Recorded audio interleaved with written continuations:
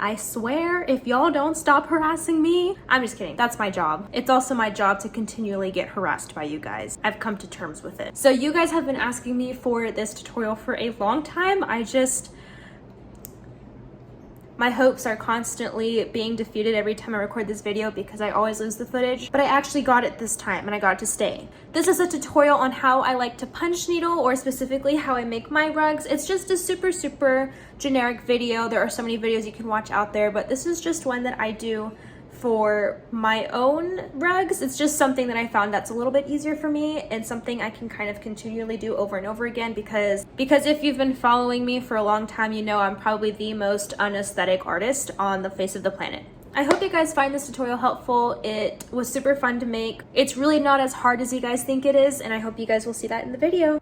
So these are all of the materials that you're going to need in order to make a little punch rug. The first thing I have here is a crocheting I don't know what they're called. The first thing I have here is a crocheting hoop, but you can get these in so many different sizes. This is the largest one I have. I found it at Hobby Lobby. I also have a medium-sized one and a small one, just depending on the size rug that I want to do.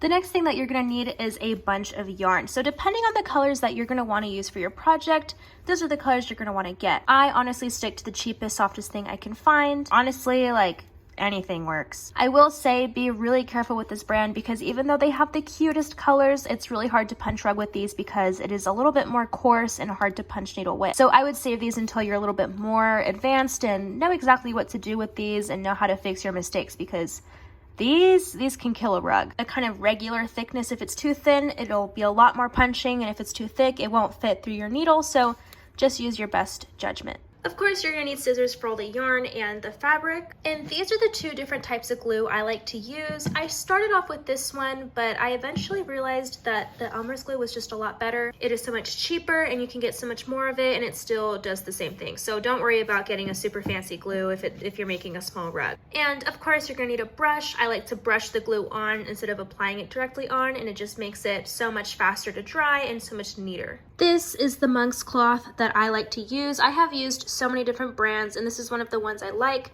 But the one I like the most is on Amazon. And honestly, if you just do a quick search, it'll be the first one that pops up. But really what you're looking for is this type of fabric that's kind of woven together. You are also going to need a marker of some kind in order to draw your design on the monk's cloth. So make sure it's a nice fabric marker or just a dark marker in general. You're also going to need some fabric. I found this one at Michael's for pretty cheap. Now that I've mentioned it, you need a punching needle. This is what it looks like. It has a hole at the bottom, hole at the top, and hole in the side of the needle like this. I'm going to show you how to feed the yarn through the needle so that you can start punching. It's super easy. Your crocheting hoop will come with two parts. The circle that has the metal part on it and the circle part that's just wood. So with this, you'll see that as you start to spin it one way, it'll tighten, and as you start to spin it one way, it'll loosen. Next, you're going to stick the hoop with no metal part underneath your fabric. You want to make sure it looks like that, and then you're going to stick the hoop with the metal part on top. Now, it should be pretty tight. It shouldn't be loose at all.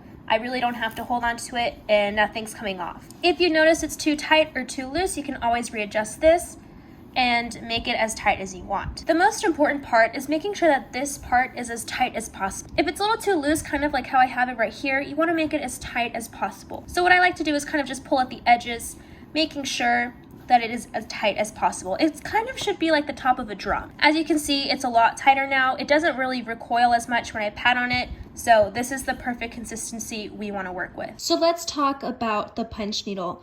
Setting up the punch needle is probably the most hard part, and it's really not that hard at all. Pretty much the goal is to feed in the yarn through this hole down here, out of the main hole, and into this side hole right here. If you don't know how to do that, go ahead and stick around and I'm going to show you guys how to do that. If you guys know me by now, you guys already know that there is no way I would have saved the wire that came with my punch needle, so I went ahead and DIY'd it. Your punch needle is gonna come with a wire. I got my punch needle from Hobby Lobby. That was the only place I could find one, and I really like it. It'll come with a wire kind of like this, except it'll be a lot thinner, not made from a paper clip, and it'll be a lot longer. But it's still gonna have this little U at the bottom. So what you're gonna do is you're gonna grab a loose end of your yarn, and you are going to slip it in between these two ends, so that way it is caught and snug on this little U thing. So it should pretty much look like that. You're gonna wanna leave a few inches of space on one end and of course the rest of the yarn on the other end. Now the two ends that you have here, you're gonna wanna go ahead and feed it through this bottom hole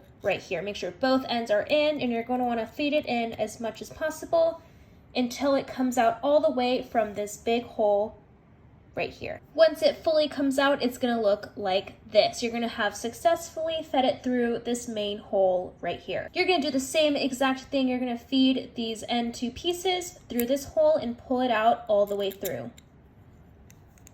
And that's it. You fed it through the main hole, fed it through the small hole, and that is really all there is to it. You're gonna wanna do this process each and every single time you wanna change colors, move the punch needle somewhere else on the rug that you're working with. That's really all it is. So if you can do this step, you can punch needle anything you want. And this is the super easy part. You're gonna wanna take your punch needle and just start punching away. You don't really have to pay attention to the holes or anything. Of course, I like to draw my pattern beforehand and follow that as I go.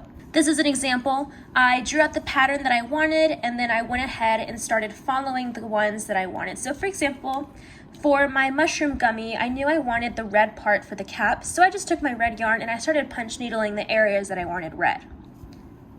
I'm gonna go ahead and show you guys how I do it with these two end pieces, and then show you guys how I change colors. You wanna make sure that you're going all the way to where the metal part can no longer be seen, and pick it back up. You don't want to take it out too much, just enough to where it's barely coming out, and you're going to want to punch it down again. The closer that you punch each piece to each other, the better it will be. As you start to punch needle, you may notice that sometimes it may undo itself, and that is because you haven't unraveled enough yarn. So I really like to make sure I have a lot of yarn unraveled, so that way it's constantly loose and not too tight. So I just like to keep going until I think I've really covered every single one to where there's no holes on the other side. So now that I've done, I'm gonna pull this away a little bit just so we have about an inch of space right here, and then I'm gonna cut it with scissors. I like to leave a little bit hanging off, but it's okay if you cut it really close. It's totally up to you. So in order to change colors like I did here, all you're going to do is cut it off, and you're going to reload your punch yarn the same exact way that I taught you, but with a different color. Then you can just keep going, cut as you go, and change colors as you go. Once you're done punch needling, you're going to notice that one side is a lot prettier than the other side.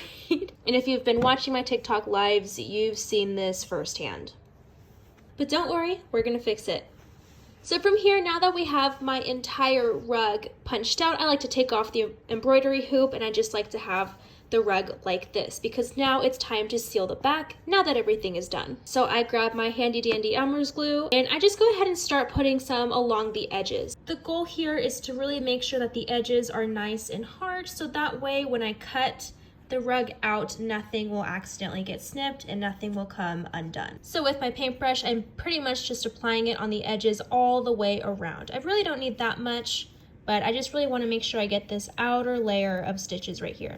Then you're going to want to cut the rug out to where it looks like this. So I left about an inch of cloth around the entire gummy bear, and that way it just makes it so much easier and nothing comes undone. A lot of people like to stop here, but I go ahead and go back and shear over it so that way it's nice and pretty again. This is a good example of what it looks like after it's shaved. It's no longer lumpy like this one over here. This is actually the very first one I made, so the colors are a bit off. But as you can see, I sheared it and you can see the color so much better. It's smoother, the design is back where I want it to be, and it just looks so much better. So now that it is all shaved, now that it is all cut and secured on the back, I'm gonna go ahead and cut off the excess cloth because I think it's time to go ahead and start finishing up the rug. Once the rug is shaved and cut up, it should look like this. You shouldn't see any extra cloth along the side. It should just completely be the rug that you did. This is where the hot glue gun comes in handy, as well as the fabric. I like to glue on the rug onto the fabric as well as possible, so that way it's completely stuck on, and that way the back looks so much better than the ugly back that we were looking at before. From here, you're just going to want to cut along the outside, and that's it. This is what mine looks like when it's all done. Everything is nice and secured on the back. You don't see anything ugly. I make sure to really hot glue the edges so that there's nothing loose. Everything is shaved, everything has been put into place, and that is how you make a punch needle rug. I really hope you guys like this tutorial. You guys have been asking me a lot on my TikTok on how I make my punch needles, and there's really nothing special to it, and I'm still learning. So if you guys have any tips or questions in the comments, I'll go back and answer them. If you guys really like this tutorial, please like and subscribe so I can make more. I'm really excited that you guys took an interest in my rugs, and I hope that I can teach you guys how to make your own as well. Thank you guys so much for watching, and I hope to see you guys in the next studio vlog.